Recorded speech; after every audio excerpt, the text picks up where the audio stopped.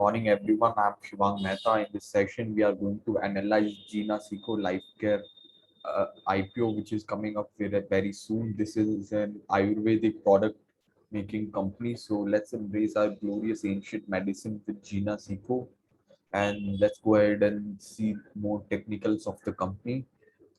Please subscribe your shop channel for analysis of new bonds, NFO, NCD, IPO, ETF, and many more. Also visit yourshop.com and use coupon code YO100 for flat rupees 100 discount on all products and free 1 year GST and ITR e-filing services. So let's go ahead and now analyze this IPO.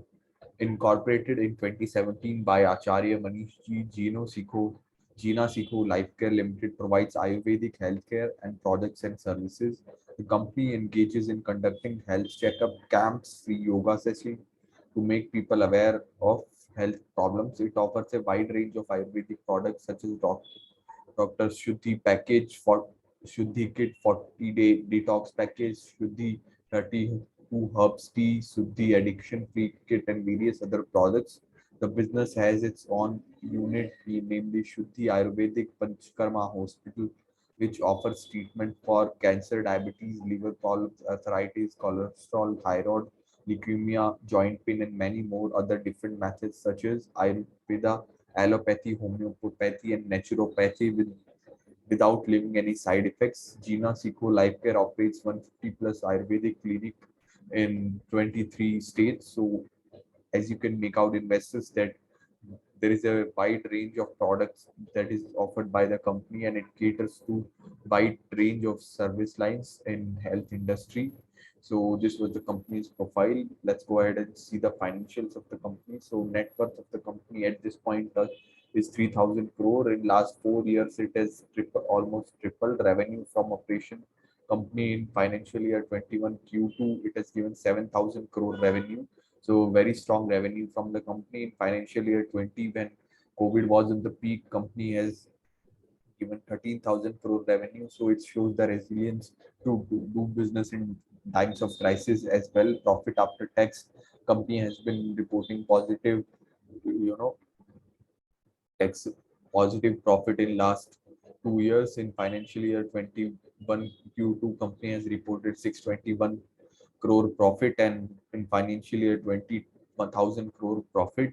Earning per share is also positive, so a real value is created with rupees 6 EPS in last Q2 results. Total borrowing of the company has been on the reduction mode, but it still is enough enough risky, high enough to say that it is risky to have 1100 crore borrowings.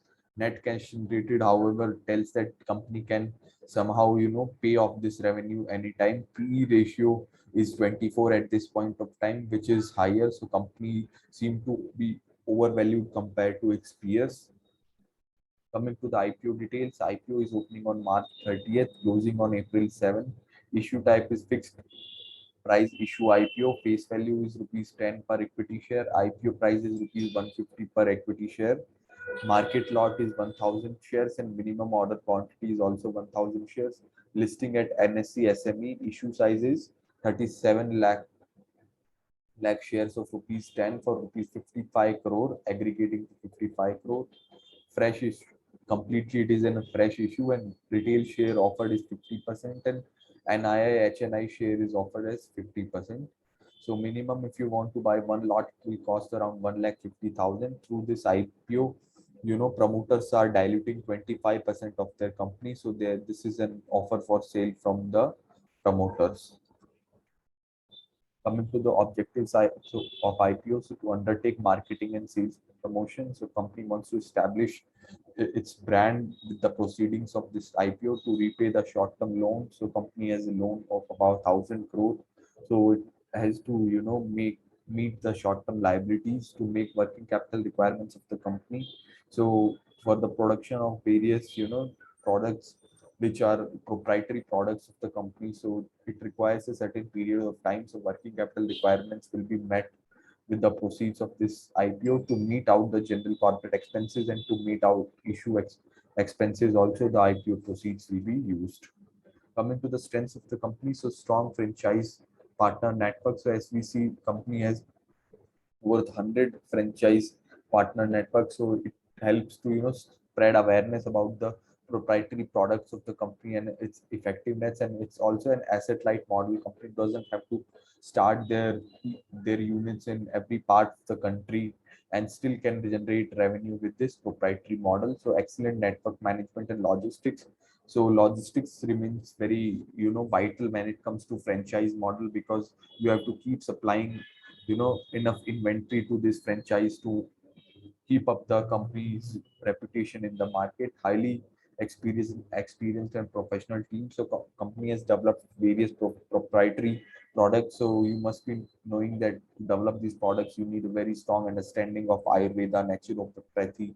So they are really professional while developing the product. Strong financial. The company, as we have seen in just Q2 financial year 2021, company has reported a profit of 621 crores. So financial is not the issue with the company. Also, Government of India and WHO's recent memorandum of understanding regarding building infrastructure for research in traditional medicine is big positive for the company. Though company seems to be overvalued, company has a very strong fundamentals to bet as an investor and very strong liquidity, and its borrowing is continuously going down, and company is committed to reduce its borrowing.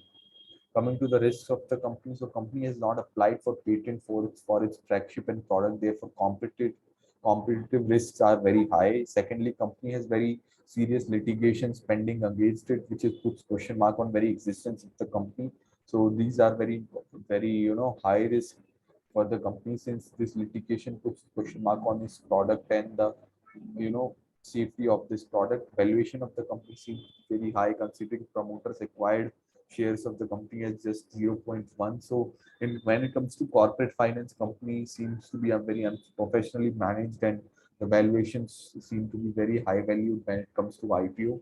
Company lacks professional management, as we have seen, therefore show in resilience in times of crisis might not be seen from the company. So leadership of the company doesn't seem to be aware about working of the company, considering unprofessionalism shown by the company.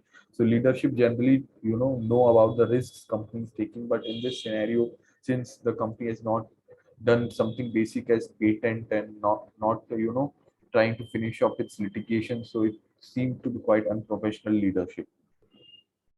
Coming to the market potential, so Ayurveda market in India was valued at rupees 300 billion in 2018 and is expected to reach 700 billion rupees by 2024, expanding at compounding annual growth rate of 16% during the forecast period.